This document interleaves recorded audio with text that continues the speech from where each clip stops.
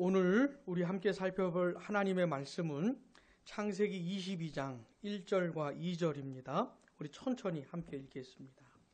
그 일 후에 하나님이 아브라함을 시험하시려고 그를 부르시되 아브라함아 하시니 그가 이르되 내가 여기 있나이다. 여호와께서 이르시되 내 아들 내 사랑하는 독자 이삭을 데리고 모리아 땅으로 가서 내가 내게 일러준 한 산 거기서 그를 번제로 드리라. 아멘. 오늘부터 한 두세 주 정도 이 창세기 22장 1절에서 12절의 내용을 살펴보려고 합니다. 오늘은 1절과 2절을 통해서 하나님이 어떤 분이신가, 그리고 하나님이 우리에게 요구하시는 게 뭔가, 내가 하나님을 얼마나 사랑해야 되는가, 내가 하나님을 도대체 어느 정도나 대우해 드려야 되는가, 내 마음을 얼만큼이나 하나님께 드려야 되는가, 이런 내용을 좀 함께 생각해 보려고 합니다. 오늘 본문을 보시면요, 하나님께서 아브라함에게 뭔가 말씀하시는데 그 내용이 참 이상해요. 심지어 괴상하기까지 합니다. 보통 우리도 안 하는 얘기를 하나님께서 아브라함에게 지금 꺼내고 계셔요. 자, 하나님이 아브라함에게 뭐라고 말씀하셨습니까? 이삭을 번제로 드려라, 이런 말씀을 하신 거예요. 본문 2절 다시 보시면 여호와께서 이르시되 내 아들 내 사랑하는 독자 이삭을 데리고 모리아 땅으로 가서 내가 내게 일러준 한 산 같이요 거기서 그를 번제로 드리라. 아멘. 그럼 번제로 드리라는 게 뭐죠? 나중에 번제가 뭔지 자세하게 말씀을 해주시는데 아직은 그 시기 전이잖아요. 대충 이런 겁니다. 번제라는 게 제사인데 일단 제물을 어떻게 해야 돼요? 일단 죽여야 됩니다. 그 다음에 토막을 내고 그다음 통째로 불태워 드리는 제사가 번제입니다. 근데 하나님이 아브라함에게 말씀하신 게 뭐예요? 소나 염소나 양이나 이런 동물들이 아니고 이삭을 번제로 드리라고 하는 것이에요. 너무 이상한 거죠. 그럼 일단 뭐 해야 됩니까? 이삭을 죽여야지요. 이삭이 누굽니까? 아브라함 아들이에요. 보통 아들도 아니고. 어떻게 지 자식을 죽입니까? 근데 일단 이삭을 죽인 다음에 토막을 내야 돼요. 통째로 불태워 드려야 되는 겁니다. 그게 하나님께서 아브라함에게 하신 명령이죠. 자, 우리 자녀학교 친구들이 생각을 해볼 때도 이상하지요? 지금 하나님이 너무 이상한 말씀을 하고 계신 겁니다. 자, 근데 오해를 하시면 안 돼요. 아, 하나님 이상한 분이구나, 괴상망측한 분이시구나, 이렇게 오해를 하시면 안 돼요. 여러분, 구약 성경에 보시면 그 이방 종교들 중에서 자기 자식을 제물로 드리는 종교가 있었어요, 실제로. 근데 하나님께서 그것을 얼마나 싫어하셨는지 모릅니다. 이스라엘 백성들에게 절대로 그런 짓 하지 말라고 말씀을 하신 분이세요. 그리고 나중에 보니까 아브라함이 실제로 이삭을 죽이려고 하는데 그때 하나님이 아브라함을 어떻게 하죠? 막으시잖아요. 그러니까 하나님의 목적은 이삭을 죽이는 게 목적이 아니라는 걸 알 수가 있지요. 사랑하는 여러분, 우리 하나님은 절대로 이상한 분이 아닙니다. 괴상한 분이 아닙니다. 지극히 정상적인 분이세요. 세상에 하나님만큼 정상적인 존재가 없습니다. 하나님은 기준이 되시는 분이고 가장 정상적이시고 가장 바람직한 분이세요. 그러니까 우리 하나님 이상한 분이다, 이렇게 생각하시면 안 됩니다. 자, 그러면 도대체 왜 하나님은 이런 식의 말씀을 하셨을까요? 그 말도 안 되는 명령을 왜 아브라함에게 하셨을까요? 왜 그런가 하면 뭔가 아브라함의 마음을 확인하고 싶은 겁니다.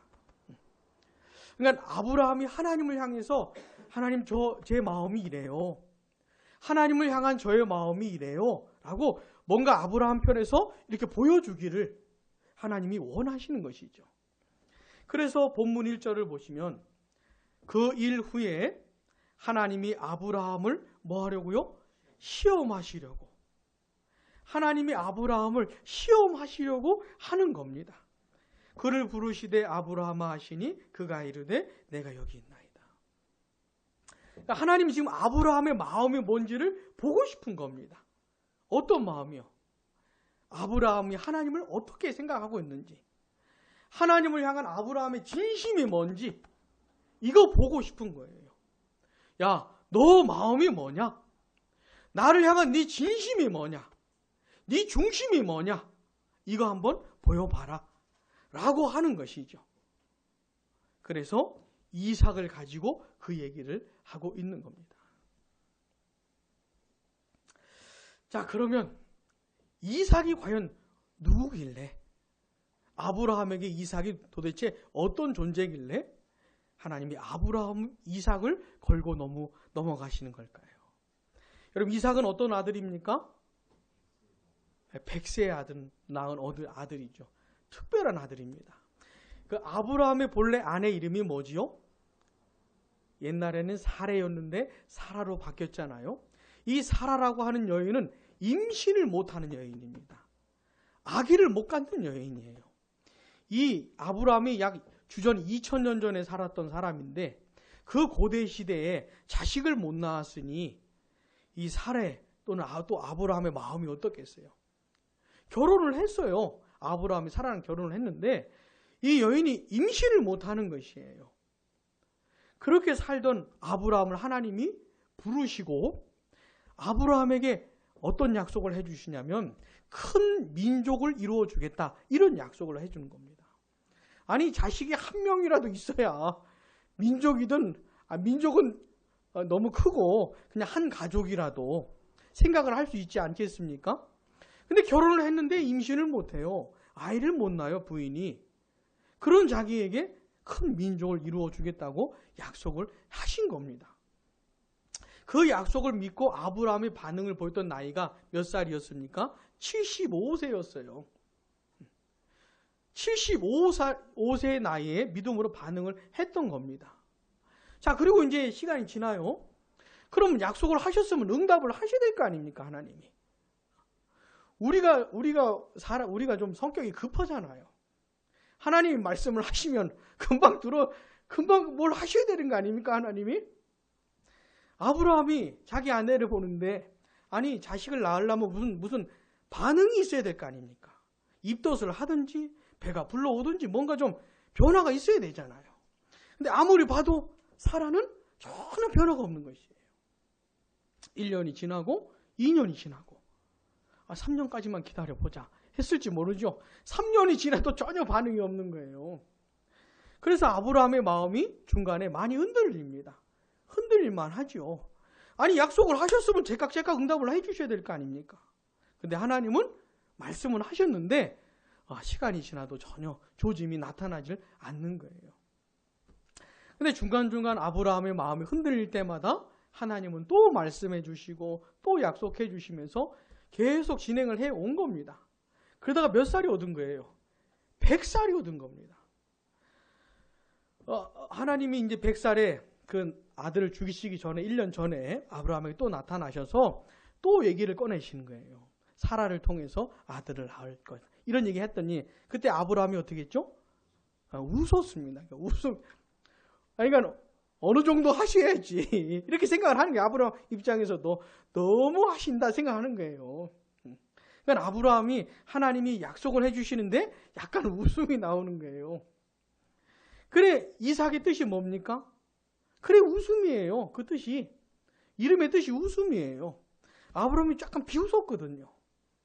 근데 하나님께서 말씀하신 대로 아들을 주셨어요. 그 이름을 뭐라고 하더라고요? 이삭. 뜻이 뭐라고요? 웃음이라는 거예요. 아브라함이 이삭을 생각할 때마다 자기가 비웃었던 것을 생각을 하겠죠. 진정한 기쁨을 주셨겠죠. 이삭을 통해서. 자, 그렇게 해서 얻은 아들이 이삭입니다. 그러니 이삭을 향한 아브라함의 마음이 어떻겠어요? 얼마나 사랑스러웠겠어요? 얼마나 귀했겠어요? 그런 아브라함에게 하나님께서 이삭을 다 걸고 넘어가시는 겁니다. 그 이삭을 향한 아브라함의 마음이 본문 2절에 잘 나타나 있어요. 그냥 하나님이 이삭을 번제로 드려라 그러면 될 텐데 본문 2절 보세요. 여호와께서 이르시되 같이요. 내 아들 내 사랑하는 독자 이삭을 데리고. 그냥 이삭이라고 찍어서 말씀하시면 되는데 이삭을 굉장히 강조하는 거예요. 지금 하나님이. 네 아들 네가 사랑하는 독자 이삭 이렇게 강조하는 거예요.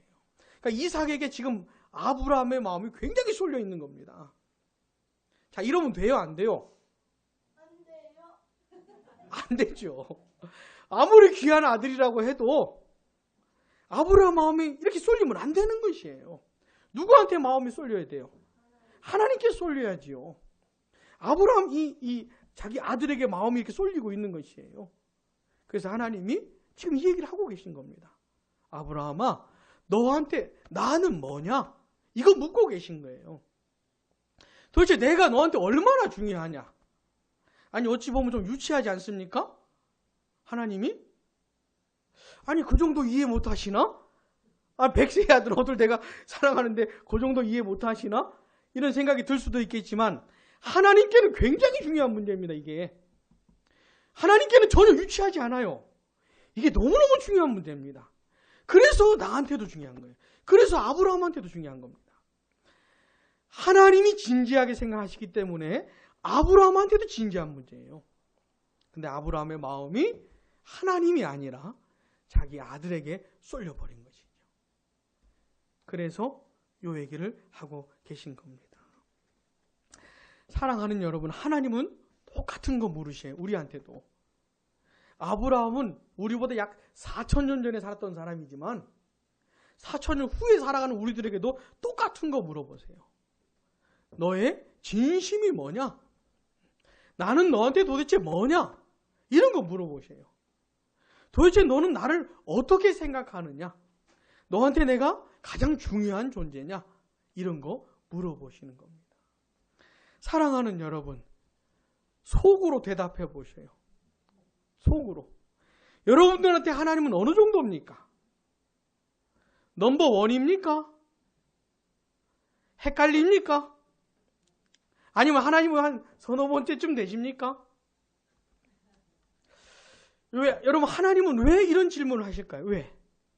그냥 적당히 하나님 사랑하게 하고 그냥 적당히 하나님 섬기면 되는 거 아닌지, 왜 꼭 하나님을 가장 사랑해야 되고 하나님이 넘버 원이어야 되고 왜 하나님이 나에게 가장 중요한 존재여야만 하는지, 왜 그런 것일까요?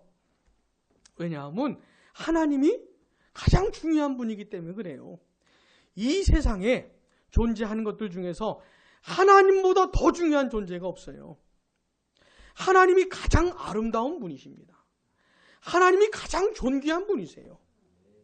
그래, 하나님은 스스로 이런 대우를 받으셔야 됩니다. 그러니까 우리 입장에서 생각을 하시면 안 돼요. 하나님은 가장 존귀한 분이기 때문에 하나님은 당연히 마땅히 그런 대우를 받으셔야 돼요. 근데 하나님이 그렇게 가장 존귀한 대우를 받으셔야 되는데 그 일에 대한 하나님 자신의 열정이 대단한 겁니다. 이걸 성경에서 뭐라 그러냐면 따라해 볼게요. 질투. 질투하시는 하나님이라는 표현이 있잖아요. 그러니까 우리식의 그런 표현이 아니고 하나님은 존재 자체가 가장 탁월한 분이세요. 그래, 이 세상 모든 것들이 다 하나님을 그렇게 향해야 돼요. 특별히 사람은 우리의 모든 진심을 하나님께 드려야 되는 것이에요. 우리의 마음이 완전히 하나님께 쏠려버려야 되는 것이에요. 하나님밖에 안 보여야 되는 것이에요. 하나님이 가장 내 마음 중요한 곳에 계셔야 되는 거예요. 왜요? 하나님이 그런 분이니까. 근데 이걸 하나님은 되게 원하세요. 그리고 하나님은 이 일에 대한 열정이 있으세요. 그래서 질투하신다는 거예요. 하나님의 백성이라고 하는 사람들이 하나님보다 딴 걸 더 소중히 여긴다. 그럼 하나님의 마음이 동하시기 시작하는 거예요. 어떤 마음? 질투라고 표현하는 그 정서가. 우리식으로 이해하지 마세요. 질투라고 성경에 표현된 그 하나님의 정서가 움직이기 시작하는 거예요. 내가 당연히 하나님을 가장 사랑해야 되는데 하나님보다 더 딴 걸 소중히 여긴다. 내 마음이 하나님보다 딴 곳에 더 가 있다. 그럼 하나님께서 질투하시는 것이에요. 사랑하는 여러분, 속으로 대답해 보세요. 어떠세요? 하나님 몇 번째입니까? 몇 번째입니까? 여러분, 하나님께서 사람을 처음 만드셨을 때는 이게 가능한 존재로 만드셨어요. 창세기 1장에 보시면 하나님이 하나님의 뭐대로 만드셨대죠? 사람을? 하나님의 형상대로 만드셨다 그랬잖아요. 하나님의 형상대로 만드셨다는 게 무슨 말이냐면은 이런 겁니다. 하나님이 가장 아름다운 분이라는 걸 아는 존재로 만드셨다는 거예요. 하나님이 가장 탁월하시고 가장 매력적이시고 가장 존귀한 분인 걸 아는 존재로 만드셨다는 거예요. 그래서 그 하나님을 그렇게 사랑하고 그렇게 하나님을 대할 수 있는 존재로 만드셨다는 것이죠. 그게 하나님의 형상대로 만드셨다는 거예요. 하나님이 사람을 하나님의 형상대로 만드신 이유가 뭡니까? 그렇게 살라고. 이 세상에 태어나서 죽을 때까지 평생을 그렇게 살라고. 그렇게 하나님을 사랑하면서 살라고 만들어 주신 겁니다. 여러분, 성경에서 말하는 그 율법이라는 거 있잖아요. 율법. 율법이라는 게 뭡니까? 성경에 나오는 모든 율법을 한마디로 요약을 하면 뭐라고 할 수가 있습니까? 하나님을 사랑해라. 그거 아닙니까? 그죠? 우리 예수님께서 두 가지로 요약을 해주셨잖아요. 하나는 하나님 사랑하고, 두 번째 네 이웃을 사랑하고. 더 중요한 계명이 뭡니까? 하나님 사랑하는 게 더 중요한 것이에요. 그러니까 성경에 나오는 모든 율법을 한마디로 요약하면 하나님 사랑하라는 겁니다. 그러니까 성경이 우리에게 요구하는 게 뭡니까? 하나님 사랑해라 이겁니다. 어느 정도로 사랑해요? 너의 마음을 다하고 뜻을 다하고 또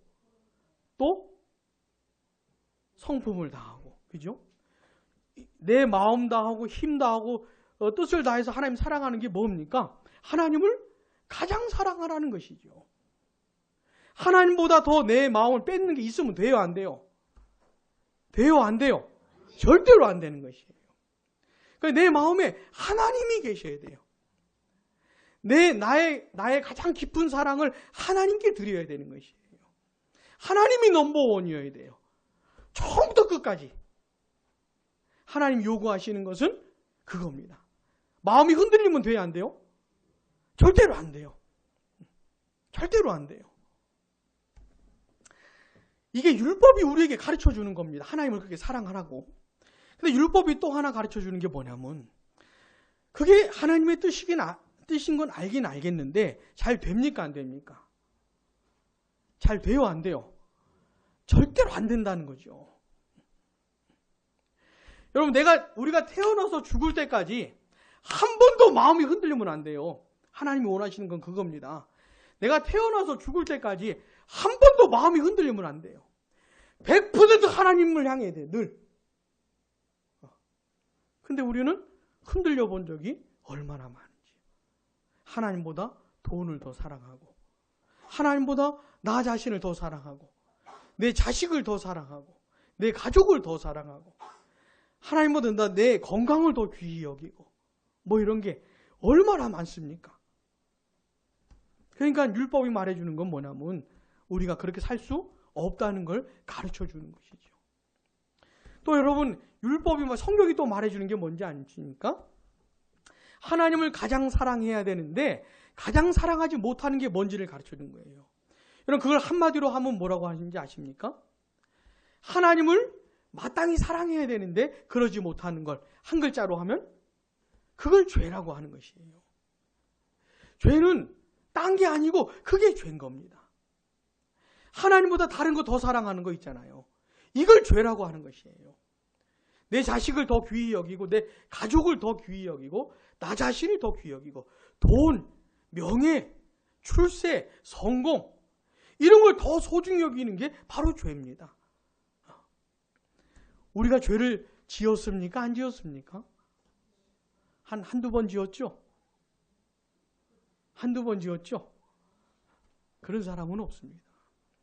죄 덩어리예요. 그러니까 우리 인생 전체가 죄 덩어리예요. 내가 내 마음이 하나님보다 딴 걸 더 소중히 여겼던 적이 얼마나 많습니까? 정신 못 차리고 살았던 적이 얼마나 많아요, 도대체. 그러니까 우리 인생 자체가 죄 덩어리입니다. 근데 이렇게 죄를 지은 나를 향해서 성경이 말해주는 게 뭐냐면 하나님의 심판, 영원한 형벌, 하나님의 진노 이런 게 있다는 것이에요. 여러분 우리가 죄를 지었으면 마땅히 뭘 해야 됩니까? 대가를 받아야지요. 이게 정직한 거 아닙니까? 내가 잘못했으면 대가를 내가 책임져야지요. 내가 하나님 앞에 죄를 지었으면 대가를 받아야 되잖아요. 그게 뭐예요? 하나님의 진노, 하나님의 심판, 영원한 형벌 이런 겁니다. 이게 성경이 우리에게 말을 해주고 있는 것이에요. 이게 율법이 말해주는 겁니다. 그렇다면 여러분 복음이라는 건 뭡니까? 복음이라는 건 뭐예요? 자, 하나님을 가장 사랑해야 된다는 건 알긴 알겠는데 그렇게 할 수가 없잖아요, 우리가. 복음이라는 게 뭐냐면 그렇게 지은 내 죄값을 대신 해결해 줬다는 게 복음입니다. 평생 지은 내 죄 있잖아요. 앞으로도 지을 내 죄까지 해결해 줬다는 게 뭐예요? 그게 복음입니다. 자, 우리의 죄를 누가 해결해 주셨습니까? 어떻게 해결해 주셨습니까? 십자가에서 못 박혀 죽으셨는데 이게 어떻게 해결이 된 거냐면 죄값을 대신 치르신 거예요. 예수님은 죄를 지은 적이 한 번도 없습니다. 100% 하나님을 가장 사랑하신 분이 예수님이에요. 이 세상에 오시기 전에도 하나님을 가장 사랑하신 분이고 이 세상에 오셔도 하나님을 가장 사랑하신 분이 우리 예수님입니다. 율법을 한 번도 어긴 적이 없어요. 우리 예수님은. 우리는 맨날 율법을 어기면서 살았지만 예수님은 100% 완벽하게 사신 분이세요. 이 세상에 태어난 인간들 중에서 하나님을 100% 사랑한 인간은 예수님밖에 없습니다. 근데 그 예수님께서 우리를 대신해서 십자가에 못 박혀 죽으셨잖아요. 이게 무슨 일입니까? 내가 받아야 될 하나님의 진노와 영원한 형벌과 영원한 심판을 대신 받으신 거예요. 다 받으신 겁니다, 예수님이. 지난번에 설명해 드렸죠? 예수님이 십자가에 몇 시에 못 박히셨다고요? 오전 9시경에. 몇 시경에 돌아가셨다고요? 오후 3시경에. 근데 12시쯤 됐을 때 무슨 일이 일어났습니까? 갑자기 세상이 캄캄해졌죠. 캄캄해졌어요. 그러니까 십자가에 못 박혀 죽어가시는 예수님의 얼굴을 못 볼 정도로 캄캄해진 겁니다. 근데 그 어둠 속에서 오후 3시쯤 되었을 때 예수님이 뭐라고 소리 질렀습니까? 엘리 엘리 라마 사박다니. 왜 나를 버리셨습니까? 라고 소리를 지르셨잖아요. 이 3시간의 어둠이 뭐냐면 하나님의 진노와 심판을 쏟아부으시는 그 마지막 시간인 것이에요. 그렇게 다 쏟아부으면서 아들을 버린 겁니다. 버림받은 아들이 그렇게 소리를 질렀던 것이죠. 자, 그런 식으로 그렇게 죄값을 다 치르시면서 우리의 모든 죄를 해결하신 거예요. 여러분, 내가 하나님보다 다른 걸 더 사랑한 죄가 얼마나 큰 것인지를 알아야 됩니다. 내가 살아가는 이 세상에 살면서 하나님보다 딴 걸 더 사랑하고 애지중지했던 것이 하나님 앞에서 얼마나 끔찍한 죄였는지를 아셔야 돼요. 어느 정도로 끔찍한 죄였습니까? 아들을 죽이기까지 끔찍한 죄였던 거예요. 하나님의 아들이 못 박혀 죽을 정도까지 그 정도 될 정도로 심각한 죄였던 겁니다. 자, 그런 식으로 죄를 해결해 주신 거예요. 자, 그래서 그 십자가에 못 박혀 죽으신 예수님을 믿는 사람들은 어떻게 되는 겁니까? 자기 죄를 다 용서받는 것이에요. 믿으시기 바랍니다. 내가 태어나서 죽을 때까지 하나님보다 딴 걸 더 귀히 여겼던 그 모든 죄, 내 마음이 막 흔들렸던 그 모든 거 다 어떻게 해요? 용서받은 겁니다. 왜요? 죄값을 치르셨으니까. 아주 유치하게 말씀을 드리면 이런 거예요. 만약에 내가 하나님한테 100만 대 맞을 짓을 했어요. 100만 대. 100대는 너무 적은 것 같고 100만 대. 근데 예수님이 대신 다 맞으신 거예요. 100만 대를. 그럼 내가 하나님한테 맞을 게 있습니까? 없습니까? 있어요? 없어요? 있어요? 없어요? 없다고 말씀을 하셔야 되는 거예요. 이게 양심이 좀 걸리기도 하지만, 이게 너무 이상하다고 생각이 들긴 하지만, 아니, 내가 잘못했으면 내가 맞아야지. 이게 정상 아닙니까? 근데 복음은 뭐예요? 대신 맞았다는 겁니다, 예수님이. 그러니까 예수님 믿는 사람에게는 맞을 게 없다는 거예요. 근데 이걸 믿음으로 받아들이셔야 돼요. 모든 죄를 다 용서해 주셨다는 겁니다, 하나님이. 그런 식으로. 게다가요, 우리 예수님이 이 세상에서 완벽하게 하나님을 사랑했다고 하지 않았습니까? 그 예수님이 하나님 앞에서 살았던 삶, 순종의 삶을 내 걸로 쳐주시는 거예요. 내 걸로. 예수님을 믿으면 내가 이 세상에서 완벽하게 살았던 사람으로 인정해 주신다는 겁니다. 이게 복음이에요. 말이 안 되죠? 말이 돼요, 안 돼요? 말이 안 되죠. 복음은 말이 안 되는 것이에요. 말은 안 되는데 이게 복음이라는 게. 이걸 받아들이라는 것이에요. 예수님의 완전한 삶, 하나님만 사랑했던 완전한 순종의 삶을 내 걸로 쳐주셔서 마치 내가 이 세상에서 완벽하게 살았던 인간으로 받아주신다는 얘기입니다. 하나님이. 자, 오늘 우리가 하나님 앞에 나오지 않았습니까? 그죠? 하나님 앞에 나왔잖아요? 하나님은 어떤 사람을 받아주시냐면 완벽한 인간만 받으세요.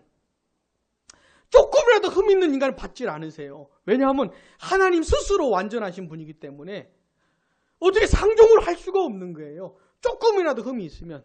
다시 말해서 조금이라도 마음이 흔들렸던 사람, 하나님보다 딴 걸 더 조금이라도 더 사랑했던 사람, 한 번이라도 딴 걸 더 사랑했던 사람은 하나님이 받아줄 수가 없는 거예요. 스스로 완전하신 분이기 때문에. 근데 오늘 우리가 하나님 앞에 나올 때 하나님이 우리를 받아주신다면 왜 받아주시는 겁니까? 완전한 사람으로 쳐주시고 받으시는 거예요.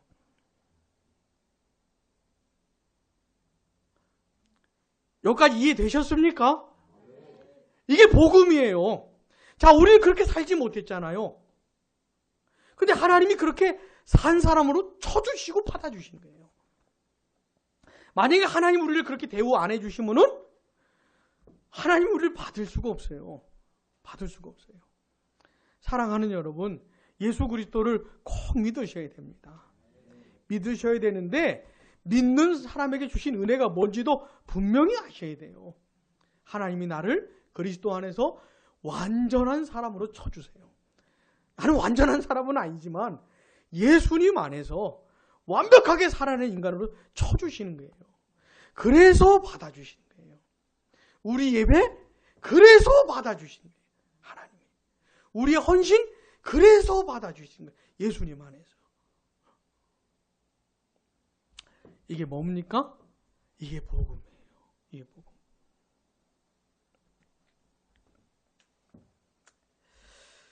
사랑하는 여러분, 오늘 우리는 이 창세기 22장 1절과 2절의 내용을 통해서 하나님이 원하시는 게 뭔지를 좀 생각해 봤습니다. 하나님이 뭔지. 우리는 지금 하나님을 어떻게 생각하는지를 생각을 해봐야 돼요. 하나님이 나에게 얼마나 중요한 존재냐. 내가 도대체 하나님을 얼마나 귀하게 여기느냐. 이걸 꼭 생각을 해보셔야 됩니다. 여러분, 교회를 출석하는 정말 많은 사람들은 하나님과의 관계를 피상적인 관계로 지내는 사람이 되게 많아요. 그냥 주일에 한 번씩 교회 나오면 되는 걸로 생각을 하는 사람이 너무 많습니다. 하나님하고 어떤 인격적인 관계 속에서 신앙생활 하는 게 아니고 그냥 주중에는 하나님하고 아무 상관없이 살다가 이렇게 주일 아침에 교회 나오고 예배 참석하고 그러면 된다라고 생각하면서 나름 신앙생활 하는 사람들이 얼마나 많은지 몰라요. 요거는 아닌 겁니다. 그러니까 성경이 말하는 신앙생활이 아닌 것이에요. 영 헤매고 있는 거예요, 지금. 그러니까 하나님이 원하시는 건 뭡니까? 하나님을 가장 사랑하고 예배를 드리든지 기도를 하든지 헌금을 하든지 충성하고 헌신하든지 뭘 하든지 간에 하나님을 가장 귀히 여기는 마음이 제일 중요한 것이에요. 그런 마음으로 예배도 드리고 헌신도 하고 뭐 그래야 되는 겁니다. 근데 얼마나 많은 사람들이 그 중요한 건 싹 빼버리고 요건 별로 생각을 안 하고 그냥 이렇게 교회도 가고 예배도 참석하고 이런단 말이죠. 그건 하나님을 아주 업신여기는 것이에요. 하나님을 아주 우리 수준으로 생각을 하는 것이에요. 아주. 혹시 우리 가운데 그런 식으로 신앙생활 하는 분이 계시다면 반드시 뜯어 고쳐야 됩니다. 백날 해봤자 아무 소용이 없어요. 백날 해봤자 아무 소용이 없습니다. 죽을 때까지 교회를 다녀도 아무 소용이 없어요. 아니 마음은 없는데 마음 없이 그냥 이렇게 앉아있는 사람을 하나님이 어떻게 받으시겠어요? 아무 소용이 없는 겁니다. 어떻게 해요? 반드시 변화가 일어나야 돼요. 어떤 변화요? 마음의 변화. 이게 더 중요한 것이구나, 이게. 그리고 또 많은 사람들 이런 식으로 신앙생활을 해요. 하나님하고 딜을 하는 사람이 많습니다. 딜을, 거래를. 자기가 원하는 게 있어요. 자기 꿈을 이루고 싶고, 자기 성공도 하고 싶고, 돈도 벌고 싶고, 건강도 하고 싶고, 자기 자식들도 출세하고 싶은데 누가 필요한 거예요? 그거 도와줄 분이 필요한 거예요. 그래서 하나님을 이렇게 싹 이용하는 것이죠. 그래서 심지어 기도도 해요. 그래서 하나님을 이용해 먹는 차원에서 기도라는 것도 합니다. 어떤 사람들은 막 굶으면서도 해요. 굶으면서도 떼쓰는 것이죠, 하나님한테. 심지어 40일씩 막 굶으면서도 해요. 무슨 말인지 아십니까? 막 작정하고 기도도 해요. 자기가 원하는 게 있는데 하나님 좀 해주시라고. 사랑하는 여러분, 하나님은 우리에게 복을 주기를 원하시는 분입니다. 어느 정도로요? 막 쏟아 부어 주기를 원하시는 분이에요. 창세기 1장을 읽어보시면 하나님이 사람을 만드신 다음에 제일 먼저 하신 일이 뭔지 아십니까? 복을 주신 거예요. 근데 히브리어 성경을 보면 이게 강조형의 말입니다. 그러니까 처음부터 쏟아 부으신 거예요, 하나님은. 원래 그러셔요, 하나님의 마음이. 근데 그 하나님을 복을 주기 원하지도 않으시고, 도와주기 원하지도 않는 분처럼 생각을 하고 막 굶어가면서 막 떼써가면서 기도라고 하는 행위를 하는 사람들이 얼마나 많은지 몰라요. 하나님이 원하시는 신앙생활이 전혀 아닌 것이죠. 영 헤매고 있는 것이에요. 거의 우상 숭배하는 식으로 종교생활을 하고 있는 겁니다, 지금. 사랑하는 여러분, 뭐가 제일 중요합니까? 하나님을 아는 게 제일 중요해요. 진짜 하나님이 그런 분이냐? 내 인생을 다 드려도 될 만한 분이냐, 하나님이? 내 온 마음을 드려야만 되는 분이냐, 하나님이? 그 하나님을 아시는 게 제일 중요합니다. 여러분, 마태복음 13장에 보시면 예수님께서 천국의 비유를 말씀을 하시잖아요. 그 중에 하나가 뭐냐면 밭에 감추인 보화 비유가 나옵니다. 무슨 얘기죠? 어떤 사람이 길을 가다가 밭을 봤는데 그 밭에 보물이 있는 것이에요. 근데 그 사람이 딱 보물을 보자마자 판단이 든 겁니다. 굉장하다. 그래서 어떡하죠? 집에 갑니다. 집에 가요. 자기 재산을 다 정리해가지고 뭘 사요? 밭을 사는 겁니다. 판단이 든 거죠. 무슨 판단요? 내 전 재산보다 저 보물이 더 낫다. 저 보물이 더 값비싼 거다. 판단이 든 거죠. 그래, 누가 눈치채기 전에 집에 먼저 가가지고 싹 정리해서 밭부터 산 겁니다. 그 다음 여러분, 진주를 찾아다니는 장사꾼 비유가 나오죠. 이 사람은 평상시에 진주를 사러 다니는 사람입니다. 그러다가 아주 그냥 최고급 진주를 발견한 것이에요. 자, 그래서 나서 이 사람이 뭐 하죠? 이 사람도 집에 갑니다. 이게 뭐예요? 또 정리를 해, 이 사람이 또. 자기 재산 다 정리해가지고 뭐 삽니까? 진주를 사는 것이에요. 판단이 든 거죠. 내 전 재산보다도 내 전 재산을 팔아서라도 저 진주는 내가 얻어야 되겠다. 판단이 든 거죠. 그래서 사는 겁니다. 이게 뭐 비유라고요? 천국에 대한 비유라고요. 천국에 대한 비유. 천국은 그런 겁니다. 그냥 이 세상에 내 눈에 좋아 보이는 많은 것들하고 많은 것들보다 조금 더 나은 게 천국이 아니고 이 세상 그 무엇과도 비교할 수 없는 게 천국이에요. 그 어떤 존재하고도 비교할 수 없는 분이 하나님인 겁니다. 판단이 드는 것이에요. 내 전 재산을 다 팔아서라도 하나님은 얻어야 되겠구나. 내 인생 다 버려서라도 하나님은 얻어야 되겠구나. 라는 판단이 든 거죠. 그래서 누굴 택해요? 하나님을 택하고 천국을 택하는 겁니다. 사랑하는 여러분, 이게 뭐예요? 기독교 신앙입니다, 이게. 자, 하나님이 아브라함한테 말씀을 하셔요. 100세에 낳은 그 아들 번제로 드려라. 말 됩니까, 안 됩니까? 이쯤 설교했는데 말 돼요, 안 돼요? 제가 설교를 처음부터 다시 해야 됩니까? 이쯤 해도 돼요, 안 돼요? 하나님이 어떤 분이시 생각할 때는 얼마든지 가능한 얘기죠. 이삭 아무것도 아닌 것이죠.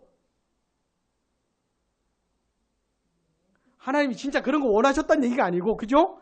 이삭 하나님께 비하면 아무것도 아닌 것이에요. 그러니까 번제 드릴 수 있는 것이죠. 여기까지 오셔야 되는 겁니다. 이게 뭐예요? 기독교 신앙생활이에요. 근데 얼마나 많은 사람들이 엄한 짓거리들을 하고 있는 것이에요. 교회도 다니고 예배도 드리고 나름 종교생활을 한다고 하면서도 진짜 하나님하고는 아무 상관없는 일들을 너무 많이 해요, 교회가. 그건 아무것도 중요한 게 아니죠, 그런 거는. 선지서에 보면 있잖아요. 누가 좀 성전문을 좀 닫아줘라. 이런 말씀을 하나님이. 니들 제발 좀 오지 마라, 성전에. 제사 좀 드리지 마라. 하나님이 그렇게 말씀을 하세요. 왜요? 하나님이 진짜 원하시는 게 뭔지도 모르고 진짜 주구장창 제사는 드리는 거예요. 빼먹지도 않고 진짜. 그러니까 하나님 편에서 지겨운 겁니다. 그거 인내하시는 게 지겨운 거예요. 그러니까 오지 마라. 누가 문 좀 닫아주면 좋겠다. 그런 말씀을 하시는 거예요. 사랑하는 여러분, 뭐부터 돼야 됩니까, 우리는? 판단이 먼저 서야 돼요. 그러니까 기독교 신앙생활은 그냥 억지로라도 해. 그냥 교회 나가. 아무튼 믿어. 그런 게 아니고, 그런 게 아니에요. 하나님이 어떤 분인지를 아셔야 되는 거예요, 먼저.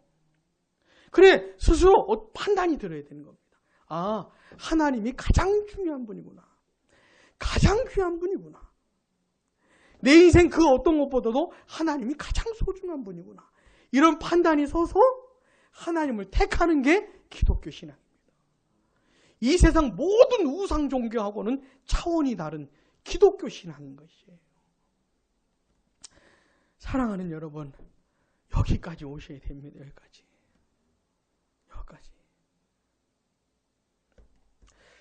이런 일이 가능합니까? 불가능합니까?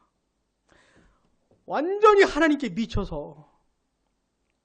요즘 신앙생활을 이렇게 좀 재잖아요. 사람들이 너무 재잖아요. 너무 하나님께 빠지면 안 돼. 너무 신앙생활 하면 안 돼. 이런 식으로 좀 재잖아요. 그렇지 않습니까? 근데 성경에서 어디 이런 재는 게 어디 나와요?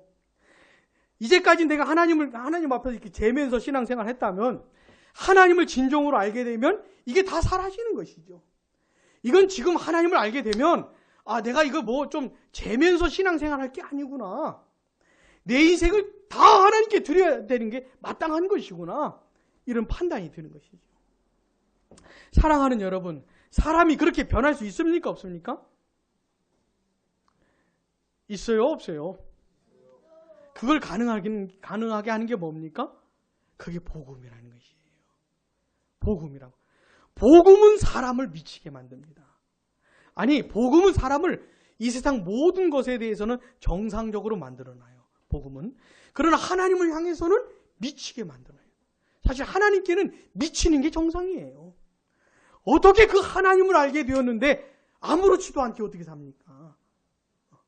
어떻게 하나님께 미치지 않을 수가 있습니까? 어떻게 내 마음을 하나님께 빼앗기지 않을 수가 있습니까?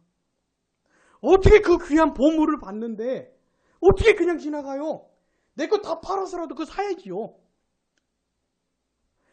어떻게 하나님을 알게 되었는데 어떻게 하나님께 안 미칠 수가 있어요?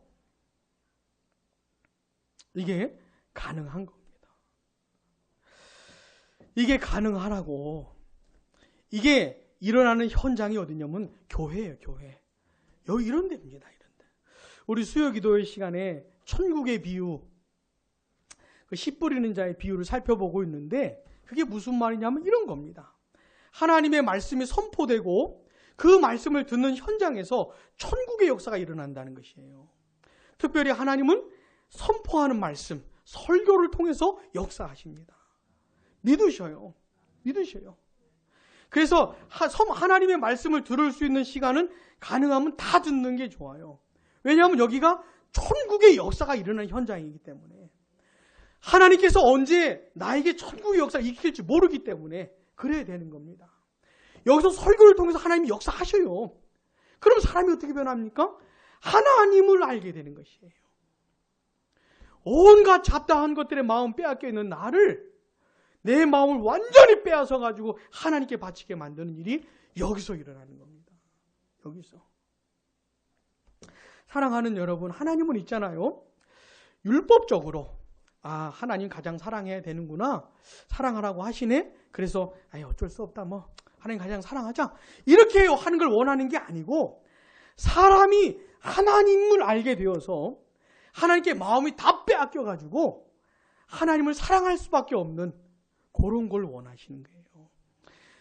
여러분 이렇게 도축장에 끌려가는 짐승 봤습니까? 보셨어요? 얼마나 가기 싫어하는지. 제가 한 요만한 강아지가 끌려가는 걸 봤어요. 요만한 강아지가 무슨 힘이 있겠어요. 근데 안 끌려가려고 시멘트 바닥을 있잖아요. 이렇게 얼마나 버티는지 몰라요. 신앙생활은 그렇게 하는 것이 아니고 억지로 곱게 가지고 어쩔 수 없이 하는 게 아니고 하나님을 알게 되어서 그분께 마음이 빼앗겨 가지고 하나님을 가장 사랑하는 거. 사랑할 수밖에 없는 거. 억지로가 아니고 우러나옴으로 나오는 마음으로 하는 거. 그게 기독교 신앙인 것이에요. 다시요. 이삭을 번제로 드려라. 말 돼요, 안 돼요? 여러분들에게 가장 중요한 것을 하나님이 요구하신 때 말 돼요, 안 돼요? 되는 것이에요. 아무렇지도 않은 것이에요. 당연한 것이에요. 하나님이 우리에게 요구하시는 게 그런 거라는 걸 꼭 기억하시고, 부디 우리 양무리 교회 예배 현장마다 하나님의 말씀이 선포되는 현장마다 말씀의 역사, 성령의 역사가 일어나서 억지로 끌려가는 거 말고 진짜 하나님의 영광을 알게 되어서 막 터져나오는 마음으로 사랑하고 싶고 섬기고 싶은 마음으로 그렇게 신앙생활하게 되는 우리가 되면 좋겠습니다. 기도하겠습니다.